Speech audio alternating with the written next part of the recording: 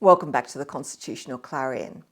As I'm recording this, King Charles is about to arrive in Australia for a few days. It's therefore compulsory for the media to find some kind of controversy, or otherwise there's not really much to say. One small kerfuffle that has recently arisen in the press concerned the failure of the Commonwealth Parliament to enact a law concerning the King's royal style and title. Is it neglect? Is it a Republican conspiracy? Or is it just not necessary? To make sense of this rather obscure issue, one needs to know a bit more about what are quaintly described as royal styles and titles. Basically, they just record the desired formal way of referring to the monarch. It was principally relevant to the Latin inscriptions that you would see placed around the edge of coins, but also these titles were used on official documents like proclamations and letters patent. Importantly, royal styles and titles set out the monarch's titles over particular territories, and these change as territories are added or relinquished. In the past, this used to be done solely by proclamation, exercising a royal prerogative. No legislation was involved in creating the title, which merely reflected existing claims to territories, although legislation was sometimes involved in substantively creating the claim by bringing a territory under the Crown. So, for example, in 1542, the Crown of Ireland Act established the Kingdom of Ireland, and then by proclamation, Henry VIII added King of Ireland to his title. His son, Edward VI, was declared in 1547 to be, by grace of God, King of England, France and Ireland, Defender of the Faith, and in earth of the Church of England supreme head and sovereign of the most noble order of the Garter. Edward's sister, Mary, when she took the throne, was a fervent Catholic, and she discarded the title of Supreme Head of the Church of England. When she married the Catholic Philip of Spain, they accumulated a vast array of titles.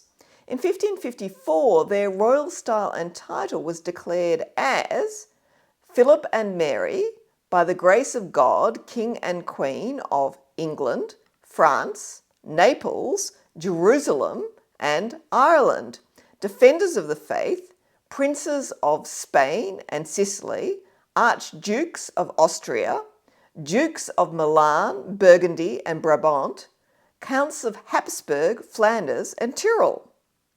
This agglomeration of titles did not survive Mary's death. Her sister Elizabeth confined herself to claims to being Queen of England, France and Ireland, but also added the flourish of, quote, most worthy empress from the Orkney Isles to the mountains Pyrenees. Skipping ahead a bit, when Ireland became part of the United Kingdom in 1801, the royal style and titles of the monarch were changed by proclamation to be George III, by the grace of God of the United Kingdom of Great Britain and Ireland, King, Defender of the Faith. The first time legislation was used to authorise a change to the royal style and titles was in 1876 with the enactment of the Royal Titles Act. It authorised Queen Victoria, by proclamation, to make such change to her title, quote, as Her Majesty may seem meet, unquote, reflecting the transfer of the government of India to the United Kingdom. Such a proclamation was made on the 28th of April 1876 to add Empress of India to Queen Victoria's title.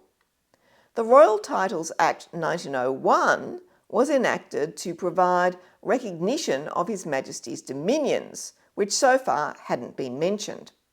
Australia, Canada and the other self-governing dominions were consulted in relation to this, and they made various different suggestions as to what the title should be. Australia's suggestion was that the title of Edward VII be of Great Britain and Ireland King, Defender of the Faith, Emperor of India, and Sovereign Lord of the British realms beyond the seas. In the end, after complex negotiations, it was simplified to Edward VII, by the grace of God of the United Kingdom of Great Britain and Ireland, and of the British dominions beyond the seas, King, Defender of the Faith, Emperor of India. Another proclamation was issued in 1917, changing the King's family name to Windsor and relinquishing the use of all German titles and dignities. In 1927, there was a slight tweak to the King's title regarding Ireland, so it was identified separately from the United Kingdom. Up to that point, the monarch had one title that applied in all those territories over which the monarch reigned. This was because the crown was originally described as, quote, one and indivisible, unquote. But by 1930, with the growing independence of the Dominions, which included Australia, Canada, Newfoundland, New Zealand, South Africa and the Irish Free State, the Crown was recognised as having become divisible. There was a separate Crown in relation to each Dominion, which meant that the ministers of that Dominion, rather than British ministers, advised the monarch in relation to the exercise of constitutional powers with respect to that Dominion. So, for example, Canadian ministers would advise the monarch with respect to matters concerning the Crown of Canada. That led to a question as to how the monarch's royal style and title should reflect this. In 1931, the preamble to the Statute of Westminster set out a convention that changes to the royal style and titles require the assent of all parliaments of the Dominions and the United Kingdom. At that stage, there would still be one title that was agreed upon by all the Dominions. In 1947, India was granted independence, and the India Independence Act provided in Section 7.2 the assent of the Parliament of the United Kingdom to the King making a proclamation omitting the words Emperor of India from the King's title. In accordance with the convention set out in the preamble to the Statute of Westminster, Australia also assented to this by the enactment of the Royal Style and Titles Australia Act 1947. In 1948, the King formally then made the proclamation that omitted that title of Emperor of India.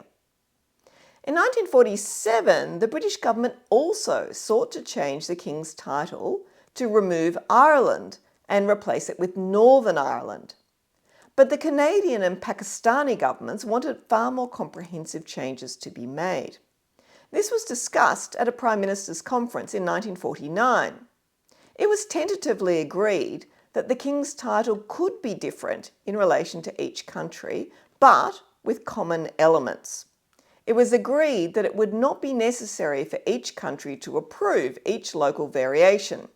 It would be enough to just pass legislation in the beginning, approving the principle of local variable titles, and then for a country to enact its own local title.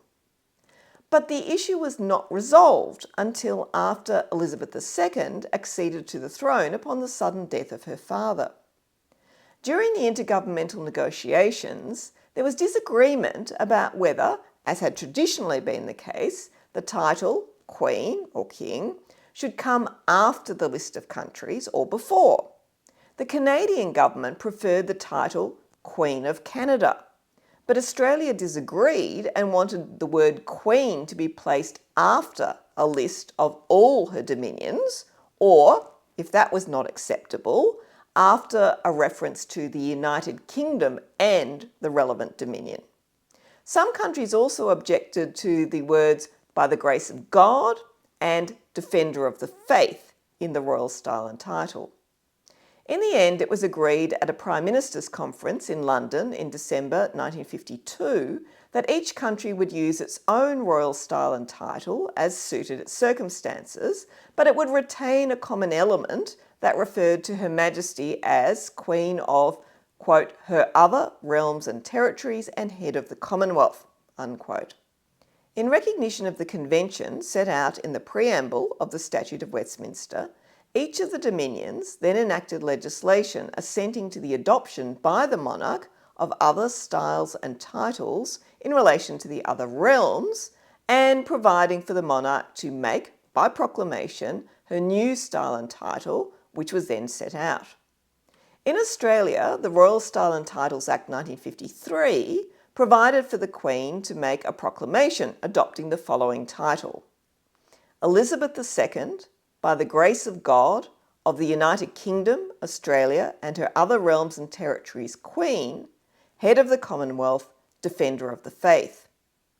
The bill was reserved for the Queen's assent, as Prime Minister Menzies considered that it would be gracious to do so, even though it was legally unnecessary.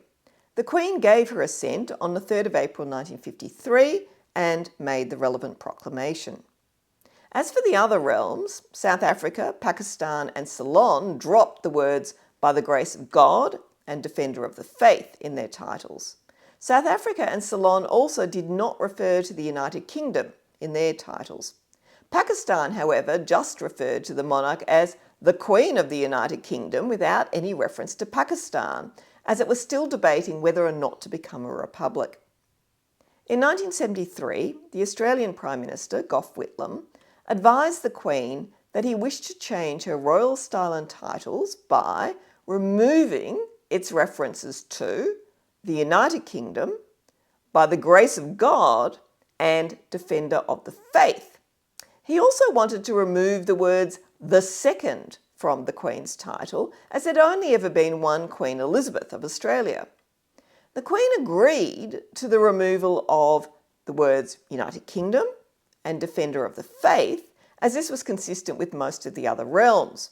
However, she insisted on maintaining "by the grace of God," as she said it was important to her, as well as maintaining "the second," as she didn't want to reopen a controversy about that in Scotland. Whitlam backed down on both of those changes. The Royal Style and Titles Act 1973 therefore authorised the Queen to make a proclamation for the use in Australia of the style and title Elizabeth II, by the grace of God, Queen of Australia and her other realms and territories, Head of the Commonwealth. The Queen's private secretary pointed out to the Commonwealth officials that the 1953 bill had been reserved for the Queen's approval and that she would want the same thing to occur again.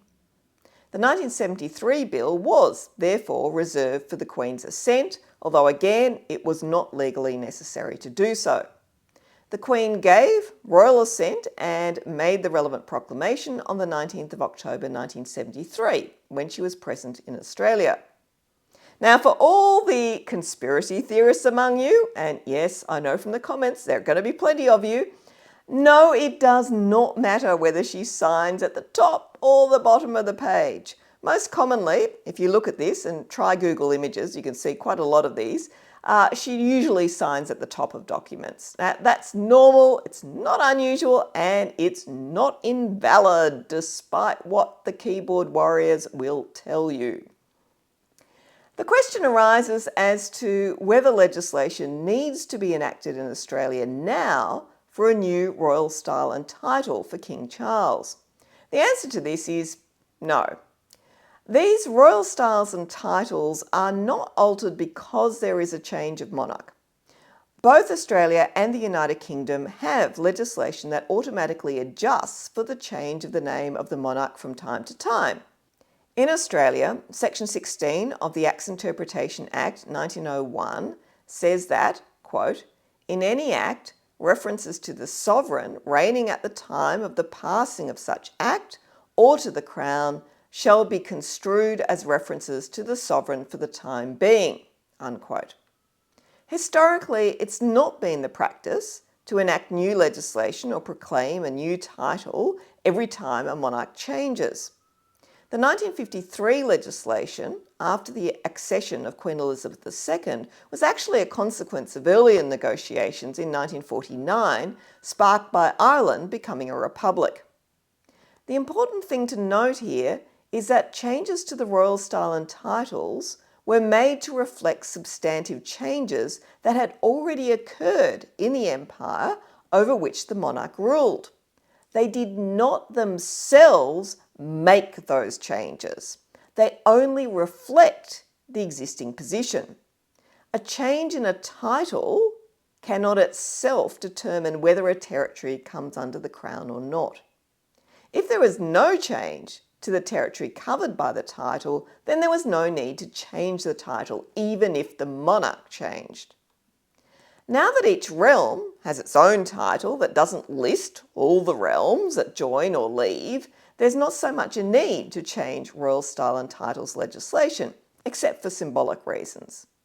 The 1973 changes made by the Whitlam government were symbolic only. They sought to emphasise the separate role of the monarch as Queen of Australia. But this legislation made no substantive change. The monarch was already separately monarch of Australia, and indeed had been since the Crown became divisible around 1930.